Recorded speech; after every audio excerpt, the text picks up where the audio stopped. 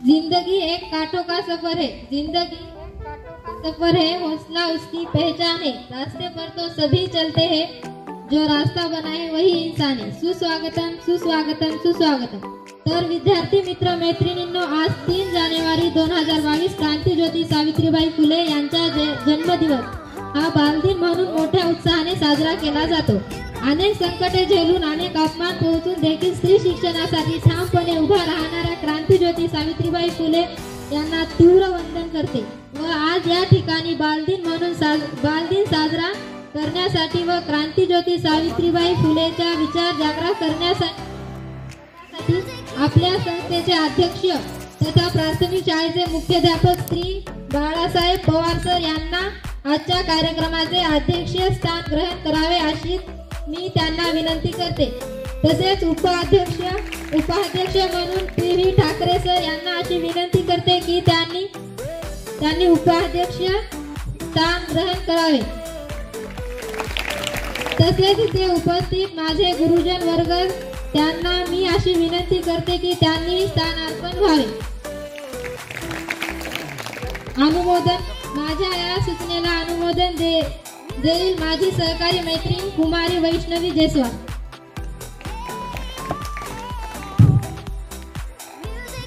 आता माझ्या सांगितलेल्या माझे पूर्णतः अनुमोदन आहे। प्रतिमा पूजन, उपस्थित सर्व मान्यवरांना मी अशी विनंती करते की त्यांनी क्रांतीज्योतिबाई सावित्री फुले प्रतिमेस पूजन करावे।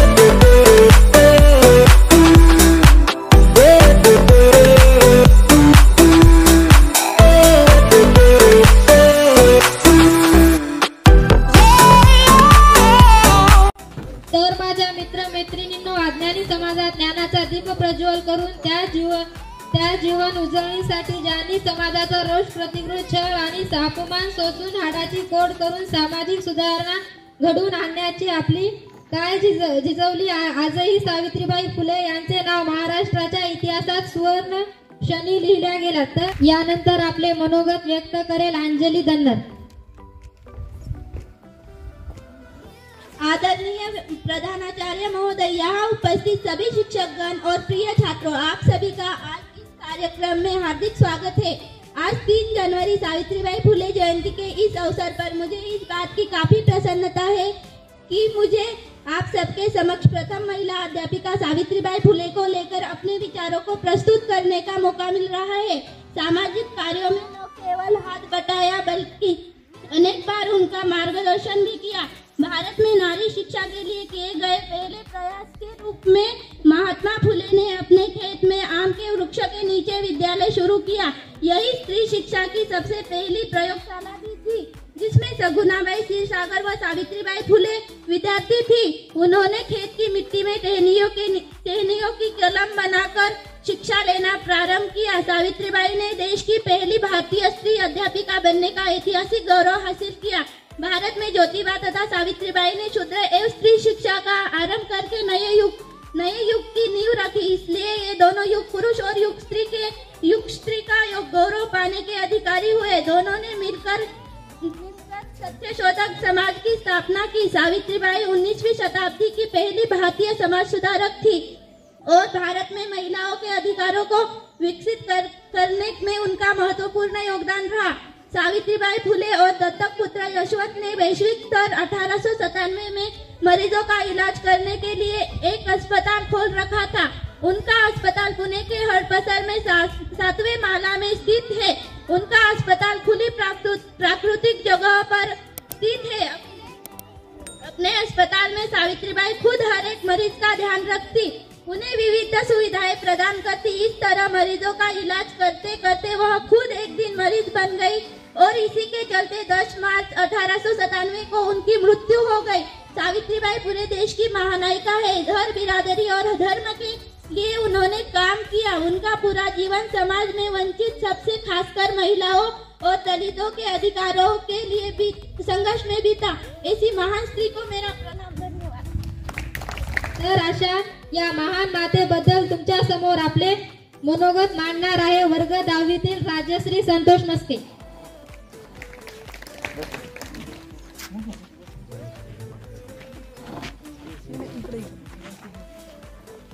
नमस्कार, मी राजश्री संतोष मस्के आपल्या समोर सावित्रीबाई फुले यांच्याविषयी भाषण सादर करत आहे।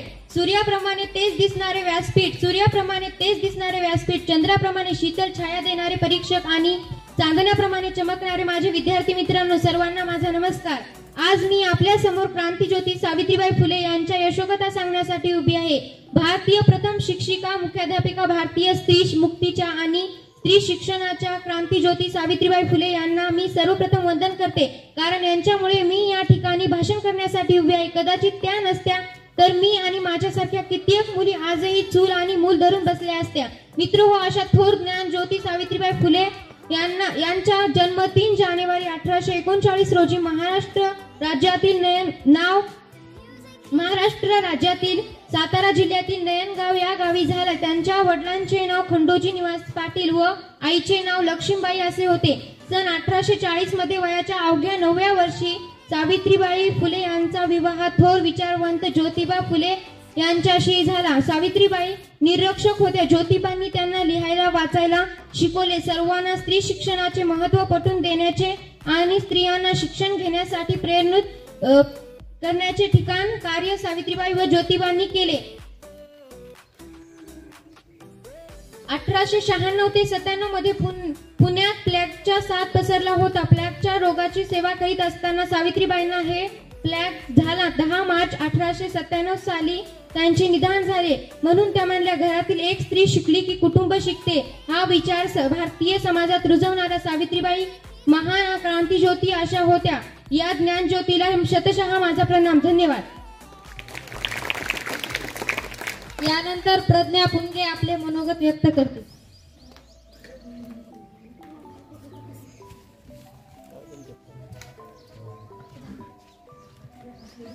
नमस्कार, मी प्रज्ञा पवन पुंडगे। आज मी श्री क्रांतिज्योती सावित्रीबाई फुले यांच्याबद्दल 2 शब्द सांगणार आहे। ते तुम्ही शांतचित्तेने ऐकून घ्यावे।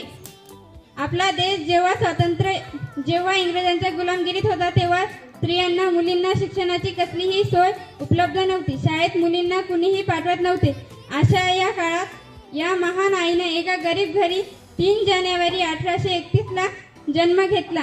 त्यांच्या काळात मुलगी म्हणजे उपभोगाची वस्तू समजायचे। चूल आणि मूल हे तिच्या नशिबी होते। परंतु महान क्रांतिकारी महात्मा ज्योतिबा फुले यांनी सावित्रीबाई सोबत सन 1840 ला लग्न केले। त्यावेळी सावित्रीबाई अवघ्या 9 वर्षाच्या होत्या। सावित्रीबाईंना काही लिहिता वाचता येत नव्हते। ज्योतिबांनी सावित्रीबाईंना शिकवलं। त्या गणित शिकल्या, लिहायला वाचायला शिकल्या। स्त्रियांना समाजात मानाचे स्थान मिळावे म्हणून त्यांनी स्त्री शिक्षणाचा पाया रचला। पुण्यामध्ये सन 1848 ला मुलींची पहिली शाळा उघडली। त्या शाळेत पहिल्या महिला शिक्षक म्हणून सावित्रीबाईंची निवड झाली। त्या काळात लोक अडाणी अज्ञानी होते। जेव्हा सावित्रीबाई शाळेत जाण्यास घरून निघायच्या तेव्हा गावाचे लोक त्यांना अंगावर शेण दगड मारून फेकायचे। बरेचदा बाईंचे कपडे खराब व्हायचे, परंतु मनात तीव्र जिद्द असताना त्या कधी काही घाबरल्या नाही, कारण मान अपमान आणि त्यांचे शोषण थांबून त्यांना सन्मानाचे यावे, या सार्वजनिक जीवनात सहभाग घेता यावा यासाठी विद्यासागर राजा राममोहन रॉय, महात्मा ज्योतिराव फुले, सावित्रीबाई फुले, महर्षी धोंडो केशव कर्वे,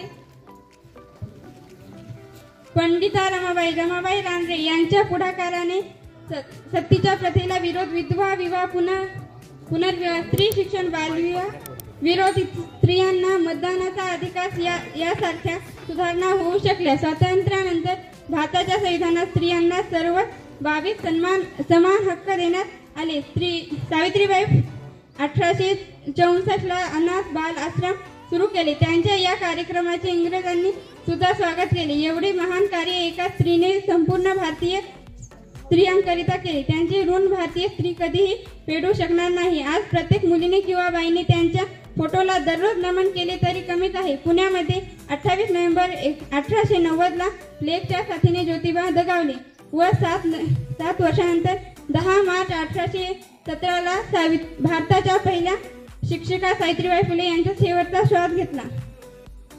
यानंतर गीत घेऊन येत आहे मनीषा राठोड. नमस्कार बालमित्रांनो, मी मनीषा रमेश राठोड आपल्या समोर कविता सादर करीत आहे. कलियों को खिल जाने दो, मीठी खुशबू फैलाने दो, अब जीवन ज्योत जलाने दो. कलियां जो तोड़ी तुमने तो फूल कहाँ से लाओगे, कलियां जो तोड़ी तुमने तो फूल कहाँ से लाओगे. बेटी की हत्या करके तुम बहू कहाँ से लाओगे, बेटी की हत्या करके तुम बहू कहाँ से लाओगे.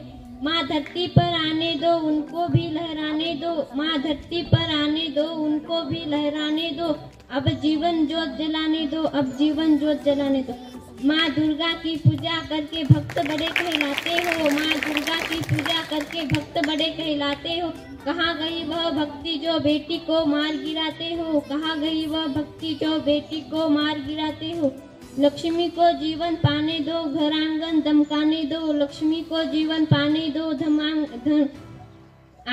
आंगन धमकाने दो. बंद करो उनकी हत्या, अब जीवन ज्योत जलाने दो, बंद करो आप उनकी हत्या, जीवन ज्योत जलाने दो. धन्यवाद.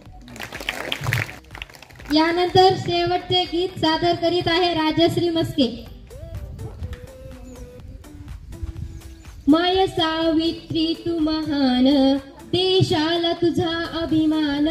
माय सावित्री तू महान, देशाला तुझा अभिमान. उघडली तू मुलीची शाळा, फुलविला तू क्रांतीचा माळा. स्त्रियांना कधीच नव्हता शिक्षणाचा अधिकार, चूल आणि मूल हेच त्यांच्या आयुष्याचं सार. स्त्रियांना कधीच नव्हता शिक्षणाचा अधिकार, चूल आणि मूल हेच त्यांच्या आयुष्याचं सार. ज्योतिबांनी चालविली पहिली मुलींची शाळा, कर्मठ लोकांशी त्यांनी कडवा संघर्ष केला. उघडली तू स्त्रियांची शाळा, फुलविला तू क्रांतीचा माळा. ध्येय ठेवून झालीस तू पहिली स्त्री शिक्षिका, समाजाचा छळ सोसुनी उंचविला पताका. ध्येय ठेवून झालीस तू पहिली स्त्री शिक्षिका, समाजाचा छळ सोसुनी उंचविला पताका. आयुष्य सारे झिजले गरिबांच्या शिक्षणाला, भारताचे खरे रत्न तू, सलाम तुझ्या कार्याला. उघडली तू स्त्रियांची शाळा, फुलविला तू क्रांतीचा माळा. माय सावित्री तू महान, देशाला तुझा अभिमान. माय सावित्री तू महान, देशाला तुझा अभिमान. उघडली तू स्त्रियांची शाळा, फुलविला तू क्रांतीचा माळा. धन्यवाद. माझी सहकारी मैत्रीण प्रज्ञा पुणगे यांना मी अशी विनंती करते, मंचावर येऊन मान्यवरांचे आभार मानावे.